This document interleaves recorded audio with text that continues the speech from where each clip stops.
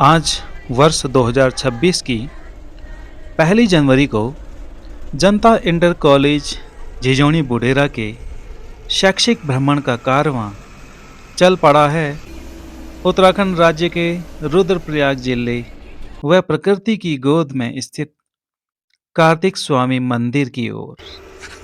और आगे बढ़ते बढ़ते हम आ पहुँचे अपने क्षेत्र के मुख्य बाजार नारायण बगड़ पर। धीरे धीरे ये कारवां आ पहुंचा कर्ण नगरी कर्णप्रयाग पर। प्रयाग अर्थात जहाँ पे दो नदियों का संगम होता है। कर्णप्रयाग पर आती है एक ओर से अलकनंदा और दूसरी ओर से पिंडर नदी। इस जगह से यदि आप सामने की ओर निकलोगे तो आप निकल जाओगे कर्णप्रयाग मुख्य बाजार की ओर, और यहाँ से बाईं ओर मुड़ने पर हम चले जाते हैं पोखरी की ओर, और पोखरी से होते हुए कनक चौरी की ओर, और कनक चौरी से ऊपर जो ट्रैक पैदल है भगवान कार्तिक जी का। यहाँ आप देख सकते हैं सभी बच्चों का उत्साह देखते ही बनता है। तो जनता इंटर कॉलेज झिझोनी बुढेरा का ये शैक्षिक भ्रमण चल रहा है अभी कार्तिक स्वामी की ओर,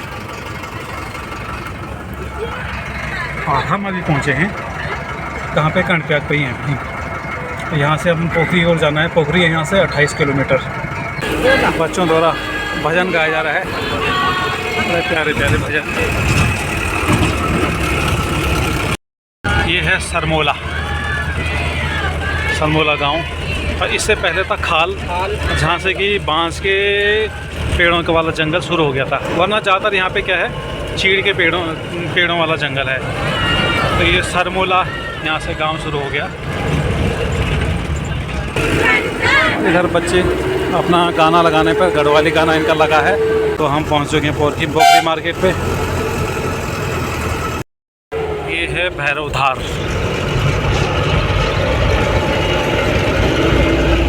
अभी हम पहुँच चुके हैं कनक चौरी। नीचे कनक चौरी गाँव है ये एक्चुअली, नीचे ना। और यहाँ पे ये देखो, मुझे लग रहा है रुकने के लिए होम स्टे वगैरह बने यहाँ पे, एक उधर है। और यहाँ आप प्रसाद भी ले जा सकते हैं। यहाँ से है ऊपर ट्रैक। अच्छा, यहाँ से समतल की ऊंचाई बता रखी है 2393 मीटर। जनता इंटर कॉलेज झिझोनी बुढेरा के बच्चे लगे हैं 3.5 किलोमीटर के पैदल ट्रैक पर। और ये है कार्तिक स्वामी जी का मंदिर का पैदल ट्रैक। यहाँ पे घोड़े खच्चरों की व्यवस्था भी है, अगर जैसे कोई असमर्थ है, नहीं चल पाता। सभी लोग बड़े जोश में और उत्साह में। जैसे ही आप कनक चौरी से कार्तिक स्वामी तक का ये 3.5 किलोमीटर का पैदल ट्रैक शुरू करते हैं, कहीं पे आपको पथरीला रास्ता और कहीं पर टाइल वाले रास्ते देखने को मिलेंगे। अब जैसे ही आप आधे से ज़्यादा रास्ता कवर कर लेते हो तो आपको ऊपर आने पर खाने की आवश्यक सामग्री भी मिल जाती है, जैसे चाउमीन, समोसा, ब्रेड पकौड़ा और स्वीट में जलेबी। इस प्रकार से आपको फास्ट फूड वगैरह खाने को भी मिल जाते हैं। और यदि आप खरीदारी के शौकीन हैं तो आप यहाँ से मालाएं, ब्रेसलेट और कार्तिक स्वामी मंदिर के चित्रपट भी खरीद सकते हैं। और आगे बढ़ने पर एक शिला पर कार्तिक स्वामी मंदिर के बारे में कुछ जानकारी भी मिल जाती है। यहाँ से फिर एक ट्रैक स्टार्ट हो गया मंदिर के लिए। जय हो पवन सुत हनुमान की जय। अब चढ़ते हैं हम यहाँ से ऊपर सीढ़ियाँ मंदिर के लिए। तो ऊपर जाने से पहले आपको यहाँ पे अपने शूज़ वगैरह रिमूव करने पड़ेंगे, खोलने पड़ेंगे। अब हम धीरे धीरे सीढ़ियों से होते हुए मंदिर की ओर चढ़ते हैं। जय हो प्रभु। काफ़ी श्रद्धालुगण है यहाँ पे। जय हो प्रभु। हिमालय की श्रेणियों से घिरा व प्रकृति के गोद में बसा यह खूबसूरत मंदिर, जिसकी कि लोग अपनी मन्नत पूरी करने के लिए परिक्रमा भी करते हैं। ये देखो, तो यहाँ पे मुझे लगा जैसे सुरकंडा में होता है ना, वहाँ पे एक स्पेशल आदमी होता है 10 रुपये का, वो छिलता है। यहाँ पे सेल्फ सर्विस है, खुद करना पड़ता है यहाँ पे। मंदिर के निकट ही लगे एक बोर्ड को देखकर हमें पता चलता है कि हमें इस स्थान से हिमालय की किन किन चोटियों के दर्शन हो सकते हैं, मगर खराब मौसम की वजह से हमें आज किसी भी चोटी के दर्शन नहीं हो पाए। तो फाइनली सभी बच्चे पहुंच चुके हैं। हमारा जो जनता इंटर कॉलेज का जो टूर था वो पहुंच चुका है यहाँ पे, और यहाँ पे हो रही है ग्रुप फ़ोटो, ग्रुपिंग हो रही है, तो फ़ोटो तो खींच ली फिलहाल। मंदिर के दर्शन, पूजा प्यारे व अर्चन बच्चों, करने के पश्चात आज जनता इंटर कॉलेज झिझोनी 1 बुडेरा के जनवरी संरक्षक 2026 को आदरणीय डॉक्टर चैतन्य भंडारी जी भगवान द्वारा विद्यालय के शिव, छात्र एवं माँ छात्राओं, पार्वती स्टाफ व और अन्य श्रद्धालुओं कार्तिकेय को स्वामी मंदिर के विषय में विस्तृत और जानकारी गणेश दी भगवान गई। की असीम कृपा से हमें साल के पहले दिन कार्तिकेय स्वामी का दर्शन प्राप्त करने को मिला है। मंदिर की अगर हम पौराणिक महत्व की बात करते हैं तो ये मंदिर समर्पित है कार्तिकेय महाराज जी को। ठीक है, तो कार्तिकेय महाराज जी कौन है?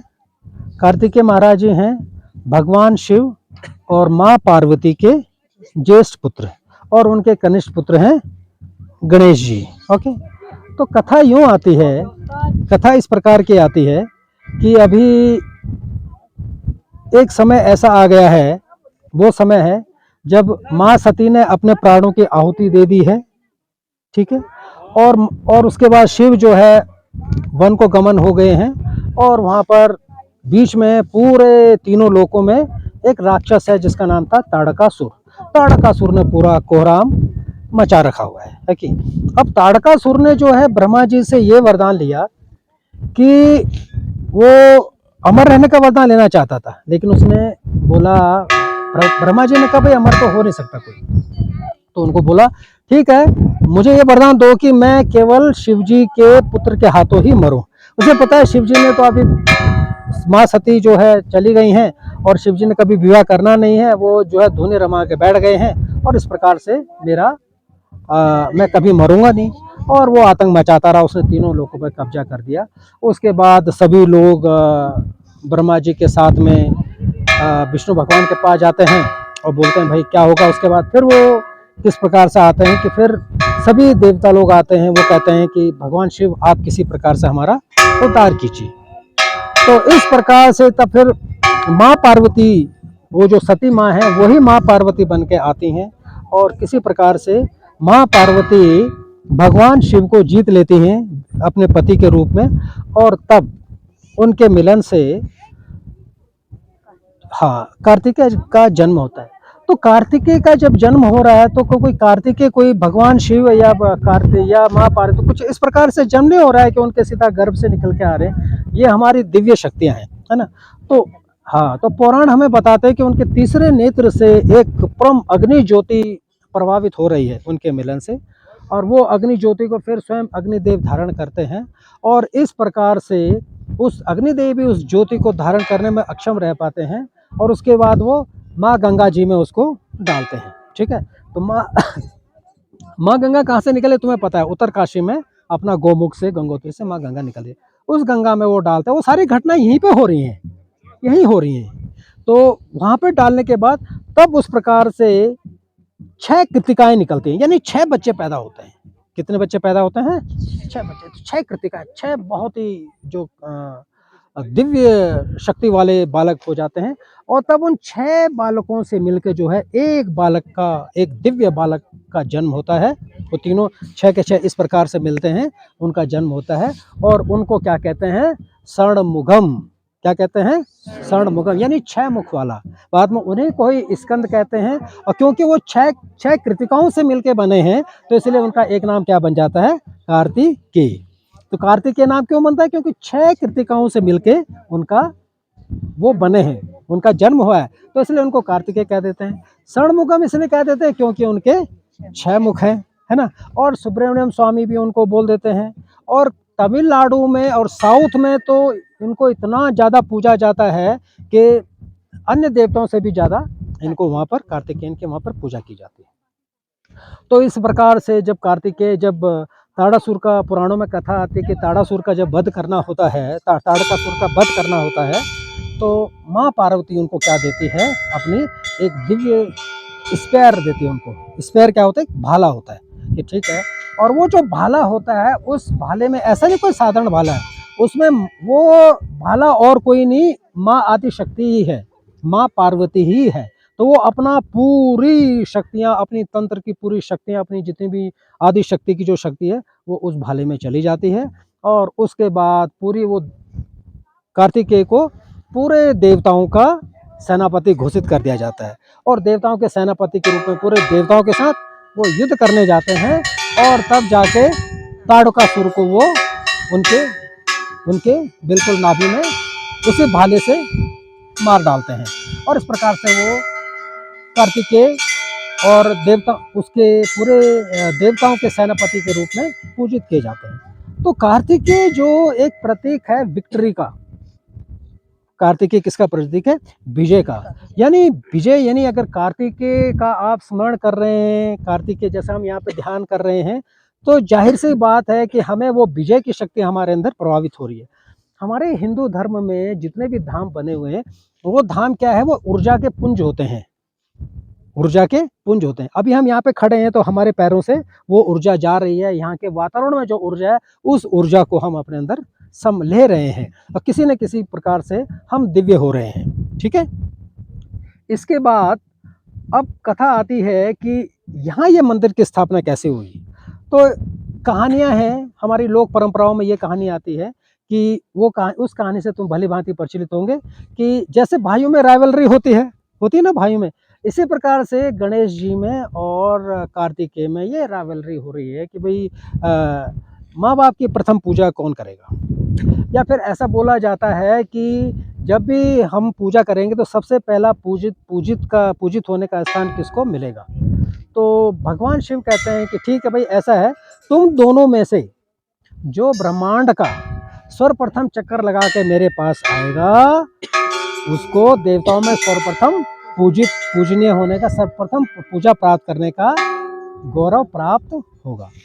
अब क्या होता है, ये सुनते ही अपने जो कार्तिकेय हैं वो तो अपने मोर पे बैठ के पूरे ब्रह्मांड का चक्कर लगाने चले जाते हैं। लेकिन हाँ, ये कथा आती है कि गणेश जी अपने माँ बाप को ही ब्रह्मांड समझ के उनके 3 चक्कर जो है वो लगा देते हैं। कहते हैं मैंने ब्रह्मांड का चक्कर लगा दिया। यहाँ तक तुमने सुनी होगी। और उसके बाद तुमने यही भी सुना होगा भली भांति कि उसके बाद जो है शिव जी उसको विजय घोषित कर देते हैं। किसको? गणेश जी को विजय घोषित कर देते हैं, और गणेश जी को प्रथम पूजनीय होने का स्थान प्राप्त हो जाता है। लेकिन जब कार्तिकेय वहाँ से पूरे ब्रह्मांड का चक्कर लगा के आ जाते हैं तो वो थोड़ा सा क्रोधित होते हैं। लेकिन जब भी हम देवताओं के बारे में कहते हैं कि क्रोधित हो गए, तो ऐसा नहीं है फिर वो देवता ही क्या रहा जो क्रोधित हो गया। वो एक प्रकार का दिव्य क्रोध है। ऐसा क्रोध हमारी तरह नहीं, हमें गुस्सा है, किसी के पत्थर मार दिया, किसी को मार दिया, ऐसा क्रोध नहीं। वो एक प्रकार से दिव्य क्रोध है। उन्होंने बोला ठीक है, गणेश जी बुद्धिमत्ता में तो जीत गए, दिमाग से तो जीत गए, वो बुद्धिमत्ता है ना कि माँ बाप को ही पूरा ब्रह्मांड मान लिया, लेकिन उनके सामर्थ्य का तो इससे पता नहीं चलता है। उन्होंने बोला कि पिताश्री आपने इनको विजय घोषित किए, ही माता तुमने इसे विजय घोषित तो कर दिया, इसने अपने बुद्धिमानी से जीत लिया, मैं मानता हूँ, लेकिन इससे इसके सामर्थ्य का पता नहीं चलता है। जो सामर्थ्य मेरे पास है उस सामर्थ्य का क्या करना। तो उसी समय वो क्या करते हैं, अपने जो पूरे शरीर का जो मांस होता है उसी समय वो कहता है कि ठीक है, अगर ऐसी बात है तो हे माता, हे पिता, मैं अपने शरीर का जितना भी मांस है मैं तुम्हारे चरणों में चढ़ाता हूँ। उसके बाद वो क्या करते हैं, अपने मांस का जो पूरा पिंड चरणों में चढ़ा देते हैं, और जो कंकाल रहता है उसके रूप में वो इस मंदिर में विराजमान हो जाते हैं। तो इस मंदिर में हमने जिनकी पूजा की वो उनकी मूर्ति नहीं है, वो उनकी अस्थियां हैं। वो उनकी क्या है? अस्थियां। तो अपने स्कंद की यानी कार्तिकेय महाराज की अस्थियां यहाँ पर रहती हैं। तो ये इतना दिव्य धाम है, इसलिए इस मंदिर की स्थापना हुई है, और यहाँ पर हम इसके निमित्त उनके दर्शन करने आए हैं। तो ये है इस मंदिर का महात्म्य। अपने जब ये युद्ध हो रहा था, तो युद्ध होने के दौरान जब उन्होंने ताड़कासुर को मार दिया, तो ताड़कासुर का भी एक भाई था, ठीक है, तो उसका नाम था सूर्य पद्मन, ठीक है। तो सूर्य पद्मन भी कम से कम पूरा 6 दिन तक जो है वो लड़ता रहा कार्तिकेय जी से, और उसके बाद वो जब उसे डर के मारे उसने क्या किया, वो आम का पेड़ बन के रह गया, और उसने कहा कि आम के पेड़ का रूप धारण कर लिया कि मुझे कोई नहीं दिखेगा। इतने में कार्तिकेय जी वहाँ पहुँच जाते हैं, और वो उस पेड़ को क्या करते हैं, ऐसे बीच में से काटते हैं, और काटते ही तो वो अपने छल से क्या करता है, एक जगह जो मुर्गा रहता है, एक मुर्गे का रूप कर लेता है, धारण कर लेता है, और एक दूसरा रूप किसका धारण कर लेता है, पीकॉक का, मोर का धारण कर लेता है। तो जब उसने ये दो रूप धारण कर लिए तो कार्तिकेय महाराज, कार्तिकेय स्वामी तब उसको मारते नहीं, उस राक्षस को कहते हैं ठीक है अब ये मेरी शरण में आ गया है, तो उसको वो अपनी सवारी बना देते हैं। तो वो जो मोर है वो और कोई नहीं, ताड़कासुर का जो भाई है ना, सूर्य पद्मन, वो है।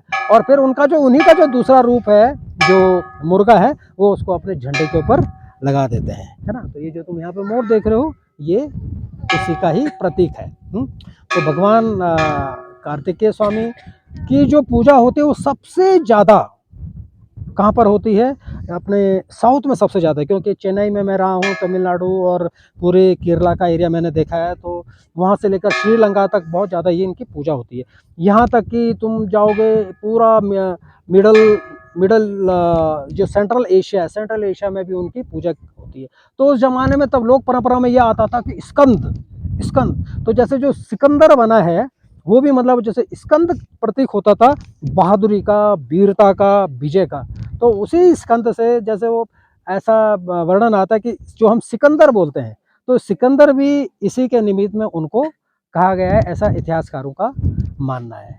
ठीक है, तो जब भी हम किसी धाम में आते हैं, अभी तुमने देखा होगा कि ज़्यादा से ज़्यादा हमारी माताएं बहनें यहाँ पर हैं, है ना। धाम में जाएं, हमने अभी कम से कम किसी एक मंत्र का जाप हमने किया, किसी कोई मंत्र का जाप हमने नहीं किया, मंत्र का जाप करना चाहिए। 1 मिनट में हम एक मंत्र का जाप करेंगे और इसका सारा महात्म्य हम लोगों ने कर लिया है, और उसके बाद हम माँ कार्तिकेय महाराज की कृपा हम सभी पर बने रहे, सारे विश्व का कल्याण हो, ऐसे हम कामना करेंगे। एक छोटा सा मंत्र है, ओम, हाँ, ओम, कुछ ज़्यादा नहीं करेंगे हम, ओम स्कंदाय नमो, है ना। तो सब एक साथ बोलेंगे 1 मिनट तक, ओम स्कंदाय नमः, ओम स्कंदाय नमः, ओम स्कंदाय नमः, ओम शांति शांति शांति। अब है चलने की तैयारी, वापसी। ऑलमोस्ट हम रोड पे पहुंच चुके हैं। अब धीरे धीरे अंधेरा होते हुए और जनता इंटर कॉलेज झिझोनी बुडेरा का शैक्षणिक दल भी घर की ओर चलते हुए। आप सभी दर्शकों का, सभी व्यूअर्स का व्लॉग को देखने के लिए बहुत बहुत धन्यवाद।